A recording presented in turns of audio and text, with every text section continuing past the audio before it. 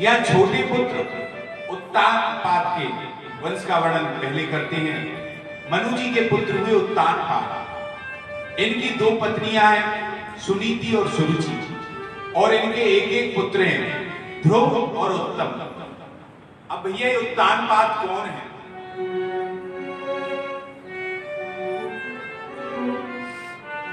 उत्तानपाद कौन है? हम आप सब जीव ही उत्तानपाद हैं। जिसके ऊपर पांव नीचे सर हो वही उत्तानपाद। मां के गर्भ में जब हम रहते हैं तो क्या होता है? ऊपर पैर नीचे सर होता है तो हम उत्तानपाद हैं। जैसे उत्तानपाद की दो पत्नियां हैं, ऐसी हमारी दो वृत्ति है। सुनीति जो है नीतिगत, और सुरुचि कौन है? मनमानी, बुद्धिमानी और मनमानी, ऐसी दो पत्नियां हैं। उत्तानपाद ने क्या किया? सुनीति को दूर कर दिया और सुरुचि को गले लगा लिया। अब देखने की बात है सुनीति ने क्या लिया और सुरुचि से क्या कहा। हम सत्संग में जाएं, कथा में जाएं, बात चाहे कितनी भी नीति की करें, किंतु जब व्यवहार की बात आती है तो मनमानी ही करते हैं। ये हम करते हैं, इसलिए सुनीति को हम दूर कर देते हैं। अब सुनीति ने क्या दिया और सुरुचि से क्या लिया? जो हमें मनमानी है वो उत्तम तो लगती है, अच्छी लगती है, किंतु स्थायी नहीं होती। और सुनीति जो नीतिगत है वही स्थायित्व देती है। सुनीति ने दिया ध्रुव को, जो आपकी आज भी स्थायित्व का प्रतीक बन के आकाश में चमक रहा है। और आगे आप कथा में समझोगे कि उत्तम तो जल्दी ही चला गया। तो यही है। एक बार उत्तानपाद अपने सिंहासन पर बैठे थे, तभी ध्रुव आया और ध्रुव सिंहासन पर बैठना चाहता था। उसकी सौतेली मां सुरुचि ने उसके हाथ पकड़ के रोक लिया। ए ध्रुव, ठीक है तुम राजा के पुत्र हो, किंतु तुम्हारे ऐसे सौभाग्य नहीं कि तुम राजा की गोदी पर सिंहासन पर जाकर के बैठ जाओ। ध्रुव को क्रोध आ गया। छत्री का बालक छोटा हो या बड़ा हो, सांप का बच्चा छोटा हो या बड़ा हो, उतना ही रहता है। उसको क्रोध आ गया। क्रोध से होठ फड़फड़ाने लगे, नेत्र लाल हो गए। उसने कहा मां, मैं क्यों नहीं बैठ सकता? अरे मैं भी अपने भाई की तरह बैठना चाहता हूं। क्या करूं जिससे मुझे अपने पिता की गोद मिल जाए? सुरुचि ने कहा अगर तुम अपने पिता की गोद में बैठना चाहते हो तो एक काम करो। क्या? वन में जाकर के तपस्या करो और तपस्या करके भगवान को प्रसन्न करो।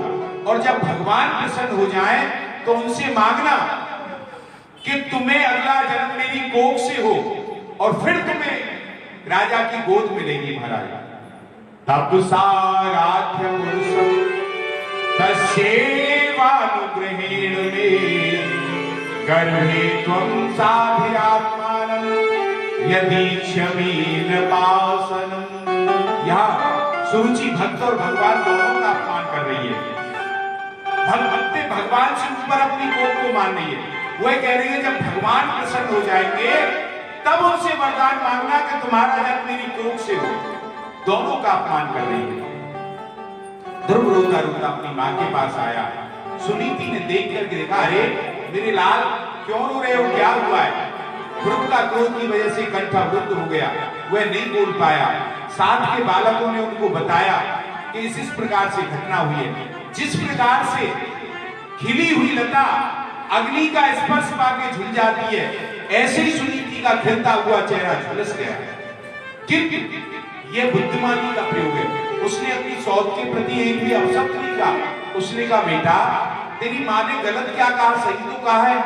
अरे मैं तुझे अपने तेरे पिता का परिचय नहीं करा पाई, उसने तुझे परम पिता का परिचय करा दिया। ध्रुव जी बोले माँ तुम भी उनकी हर बार का अनुमोदन कर रही हो। अरे उन्होंने तुम्हें दुर्भाग्य कहा है, अभागी कहा है।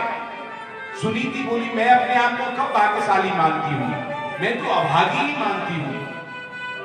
बेटा तेरी माँ ने ठीक कहा है। ध्रुव जी बोले माँ तो वे भगवान मिलेंगे कहाँ? तो बोले बेटा भगवान तो कण-कण में व्याप्त है। ध्रुव जी बोले तो फिर माँ दिखते क्यों नहीं? माता सुनीति बोली बेटा दूध के कण-कण में घी है किंतु दिखता नहीं है ना, मंथन करना पड़ता है। ऐसे तू भजन करेगा, मंथन करेगा तो तुझे भगवान दिखेंगे। माता से आज्ञा लेकर के चल दिए। रास्ते में जब भगवान से सच्ची लगन हो तो भगवान स्वयं शत्रुदेव के रूप में जीवन में आते हैं। बिनु हरि कृपा मिले नहीं संता, भगवान की कृपा से संत मिलते हैं। नारद जी आए, नारद जी को ध्रुव जी ने प्रणाम किया। ध्रुव जी बोले गुरुदेव मैं भगवान को प्राप्त करने जाता हूँ। नारद जी ने कहा भाई मुझे पता है उत्तानपाद ने तुझको गोद में नहीं बैठाया, मेरी बात उत्तानपाद मानेगा, तुम चिंता मत करो, मैं तुम्हें लेकर के चलता हूँ। और सुनो आगे का झंझट खत्म, आधा राज्य भी मैं आज ही दिवा दूंगा। नारद जी ठोक के देखना चाहते थे ये किसी आभाव में प्रभाव में जा रहा है या भाव में जा रहा है, किंतु ध्रुव जी तो भाव में जा रहे थे। उन्होंने कहा प्रभु माँ के वचनों से मेरा हृदय छलनी हो गया है और आपके वाक्य जो अमृत रूप है वो उसमें नहीं दिख पा रहे हैं। अब तो मैं परम पिता परमात्मा को प्राप्त करके ही रहूंगा। जब ऐसा कहा तो नारद जी ने उनको 12 अक्षर का मंत्र दिया और कहा बेटा तुम जा रहे हो तो जाओ। तत्तात कश्य भद्रम ते यमुनायास्तटं शुचि पुण्यम मधुवनम यत्र सन्निधम नित्यदा हरे। मथुरापुरी में जाओ जहाँ भगवान नित्य की सन्निधि प्राप्त है। आज भी मथुरा में ध्रुव जी लाए भैया, यहाँ आकर के ध्रुव जी ने तपस्या की। और कैसे तपस्या की, धीरे धीरे अपने आप को कसा।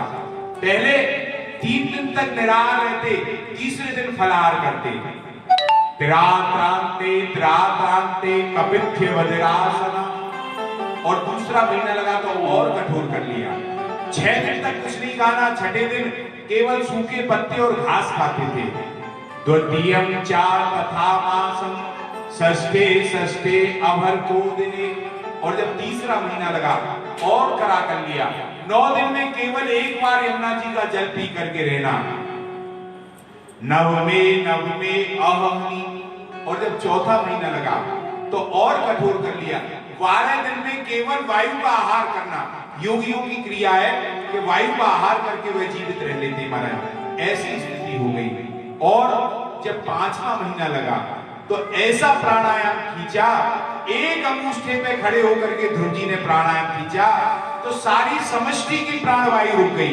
देवता घबराने लगे, उनकी श्वास रुकने लगी और भगवान के चरणों में पहुंचे। प्रभु नेवं विधामो भगवनं प्राणरोधं चराचरस्याग्निस्तन्तु धाम्ना विदेहं यज्ञो वृजनादि मुख्यं प्राप्ता वयं त्वां शरणं शरण्य। हे प्रभु हमारी रक्षा करो, रक्षा करो। भगवान बोले भाई किससे रक्षा करें? बोले ये नहीं पता किससे रक्षा करें। भगवान ने कहा चिंता मत करो, मेरे भक्त ध्रुव की प्राणवायु व्यष्टि से होकर के समष्टि में समाहित हो गई है, इसलिए उसकी रुक गई है। तो भगवान आज जा रहे हैं। आज भगवान भक्त को दर्शन देने नहीं जा रहे, बल्कि भक्त के दर्शन करने के लिए भगवान पधारे हैं। और भगवान जाकर के खड़े हुए और देखा तो ध्रुव जी की सामने नेत्र नहीं खोले ध्रुव जी ने। क्यों? ध्रुव जी को अपने हृदय में भगवान के दर्शन हो रहे हैं। और जब भगवान के दर्शन हृदय में ही हो रहे हैं तो उन्होंने कहा कि मैं बाहर देख करके क्या करूंगा। भगवान समझ गए कि जब तक इसे हृदय में मेरे दर्शन होते रहेंगे तब तक ये नेत्र नहीं खोलेगा। इसलिए भगवान ने हृदय से वह झांकी हटा दी महाराज। और जैसे ही हटाई झांकी तो अब तो ध्रुव जी ने नेत्र खोले। अरे कहां गए, क्या हुआ? तो देखा तो जो मन के अंदर था उसे मन के बाहर पाया। प्रसन्न हो गए, प्रणाम किया। अब बोले गुरुजी से और उनसे मैंने ये तो पूछा ही नहीं कि भाई क्या किया जाए, कैसे स्तुति की जाए, ना माता से पूछी। तो भगवान जिस पे कृपा करें तो सब करते हैं। चरण कमल बंदो हरिराय जाकी कृपा पंगु गिरि लंघे अंधरे को सब कछु दर्शाई। तेहरो सुने मूक पुन बोले रंग चले सिर छत्र धराई। सूर्यदास स्वामी करुणा में बारे बारे बंदो तिह माई। बारे बारे बंदो हरि राई।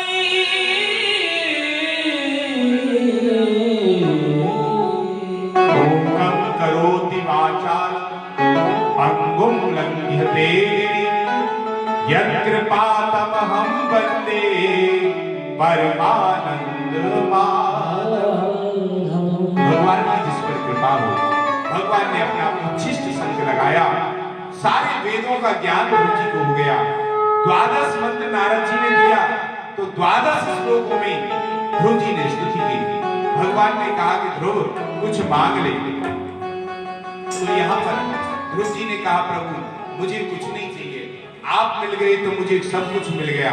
जो मैंने स्वप्न देखा था, जो देखा था सब मुझे मिल गया। मेरे जो स्वप्न था आज पूरा हो गया।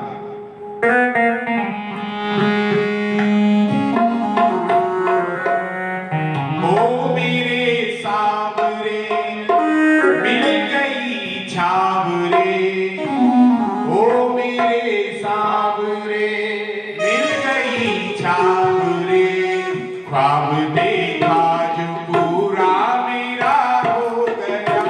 ओ मेरे सांवरे मिल गई छावरे,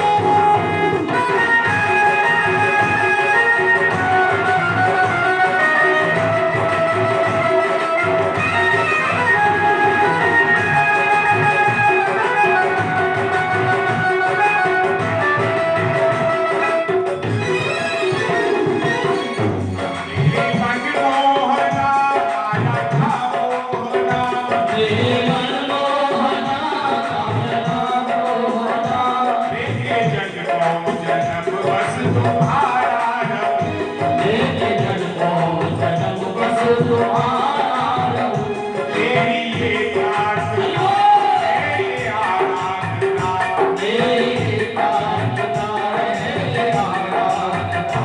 तेरा हो गया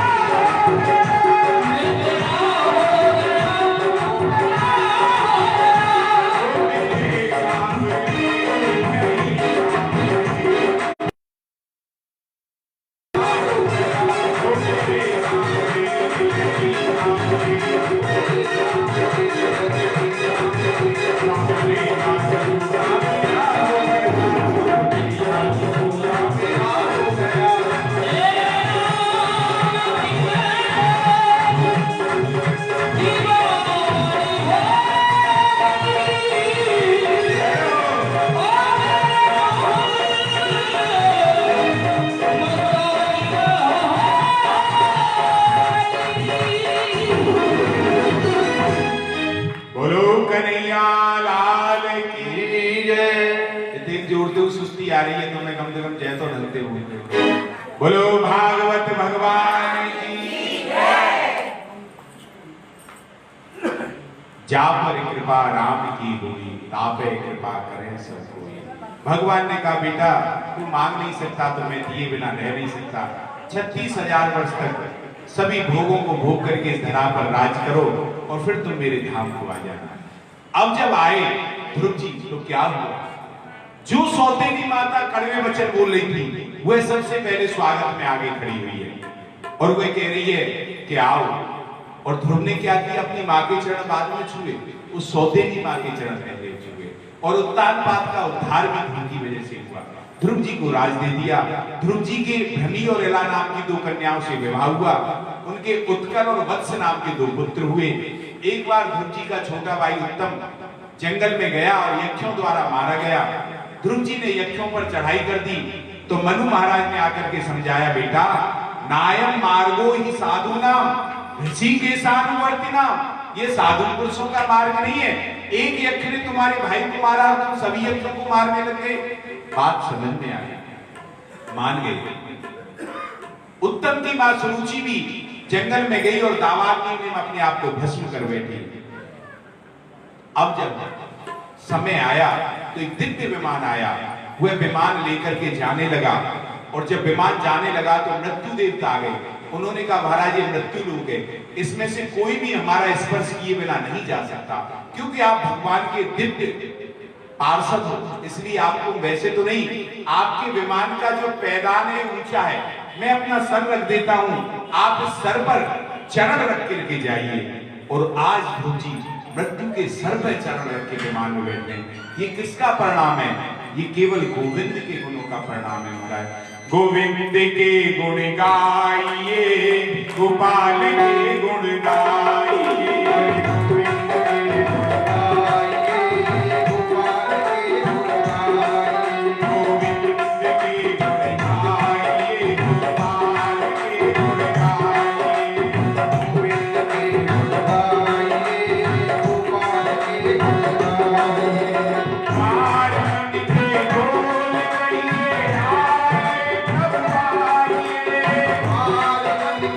बोल कहिए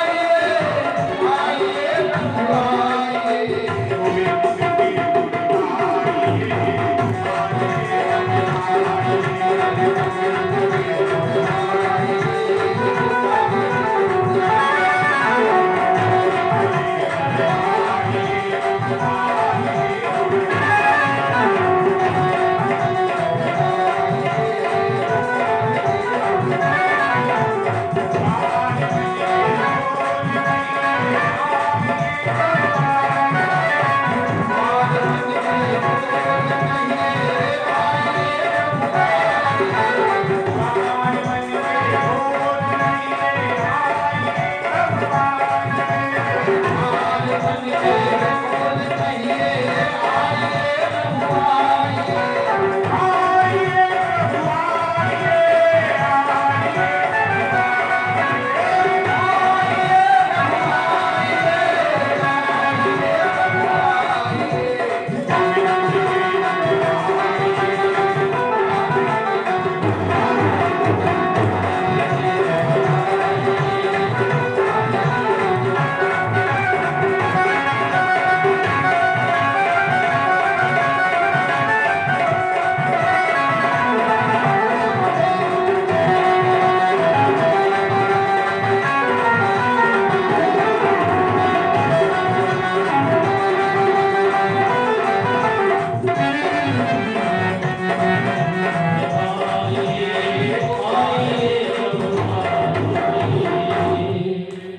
गोविंद के गुणों की महिमा है कि ध्रुव जी गोविंद के गुण गाए तो मृत्यु के सर पर पैर रख करके जा रहे हैं।